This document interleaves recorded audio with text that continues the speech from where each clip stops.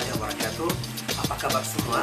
Semoga Anda dalam keadaan yang sehat dan bahagia. Pagi-pagi sarapan soto, dibikin enak kalau sambil berenang. Saya di sini mau berpidato, harap semua bisa tenang. Saya Fatima alumni Al-Azhar Fakultas Usuluddin dan saya belajar bahasa Indonesia di Mesir. Pertama, bahasa Indonesia adalah bahasa yang mudah dipelajari. Fuli, saya mahasiswa asal Mesir. Saya mulai belajar bahasa Indonesia di Pusat Kebudayaan Indonesia Kairo tahun 2014.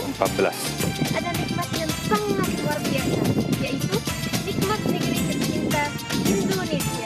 Puskin selalu mengadakan acara di dalam Puskin dan di luar Puskin, acara budaya, acara dengan orang Indonesia, agar kami bisa menggunakan bahasa Indonesia dalam percakapan sehari-hari. Indonesia sejak dulu kala tetap dipuja-puja bangsa.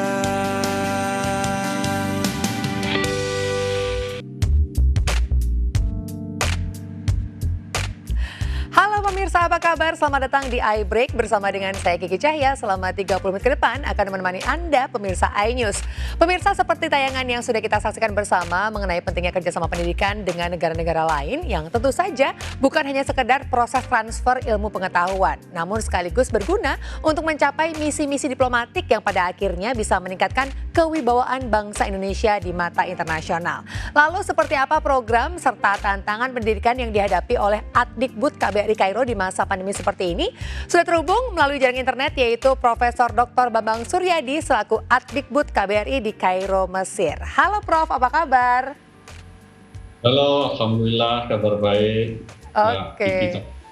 Prof, saya mau tanya deh, ini waktu kita terpaut sekitar kurang lebih 5 jam. Berarti sekarang di sana sekarang masih siang ya Prof ya? Ya, sekarang pukul 13.00 sini. Baik. Bagaimana cuaca di sana Prof? Nah, di bulan Desember kita akan masuk musim dingin sekarang, cuaca sekitar 13 hingga 15 derajat Celcius dan puncaknya nanti di bulan Januari. Baik.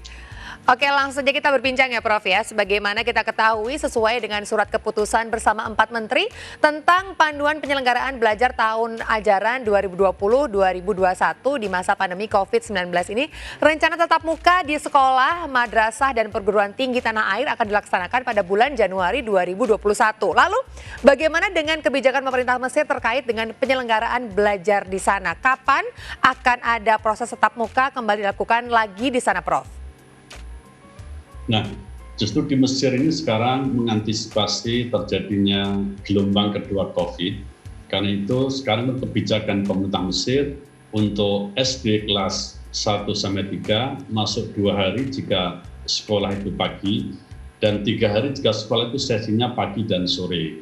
Sementara kelas 4 dan 6 diserahkan ke masing-masing sekolah dan SMP dan SMA masuk 2 hari yang lainnya daring. Untuk perguruan tinggi, terutama program studi eksakta seperti kedokteran, farmasi, teknik, mereka 3 hari tatap muka dan sisanya daring. Sementara yang prodi sosial dan humaniora 2 hari tatap muka dan sisanya daring. Yang eksakta ini karena perlu praktikum dan juga perlu kerja kelompok dan seterusnya sehingga proses tatap mukanya lebih banyak dibanding yang daring. Karena itu semester depan, seperti dengan adanya gelombang kedua ini, pola seperti ini masih akan diteruskan di sini.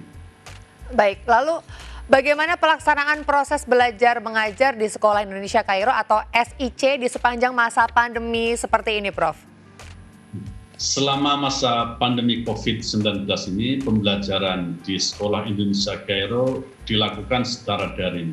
Namun beberapa kegiatan itu kita buat blended dalam arti sebagian kecil ada yang daring dengan tetap mengikuti protokol COVID, dan sebagian lagi ada yang tatap muka seperti misalkan kegiatan peringatan Maulud Nabi yang melibatkan para siswa dan OSIS ataupun peningkatan kompetensi guru, yaitu dilakukan blended sebagian daring dan ada lagi yang luring dengan catatan tetap menerapkan protokol kesehatan COVID-19.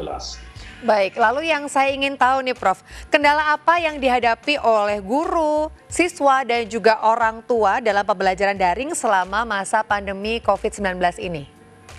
Nah, secara umum kendala mungkin seperti juga terjadi di Indonesia, jadi kendala jaringan internet itu juga menjadi tantangan di sini, kadang biarbot gitu ya, termasuk juga terbatasnya kuota untuk peserta didik kita.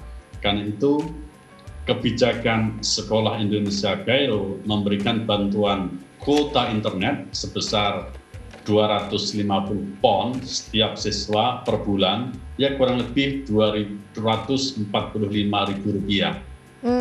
Untuk pembelajaran kita pilih yang lebih ekonomis.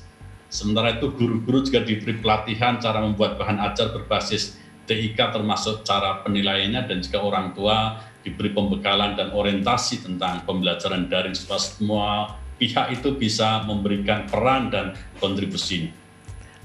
Baik, lalu Prof, melalui pembelajaran daring ini, materi pelajaran ini mungkin bisa disampaikan ya Prof ya, tetapi terkait dengan pembiasaan perilaku positif Prof, dan juga pembentukan karakter, tentu ini menjadi tantangan tersendiri. Lalu solusinya seperti apa Prof di sana?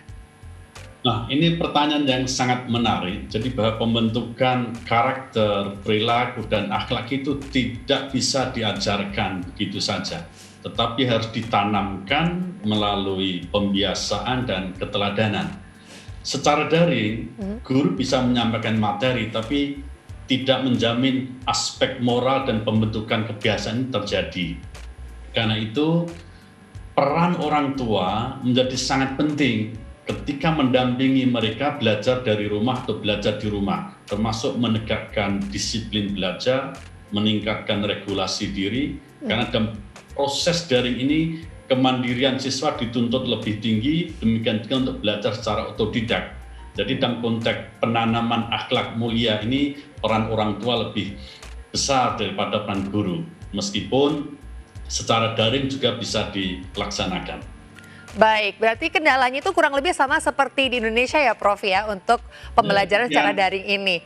Baik pemirsa, sepertinya perbincangan kita semakin menarik saja dan nanti kita akan lanjutkan lagi untuk ngobrol. Untuk itu jangan kemana-mana, tetap di iBreak.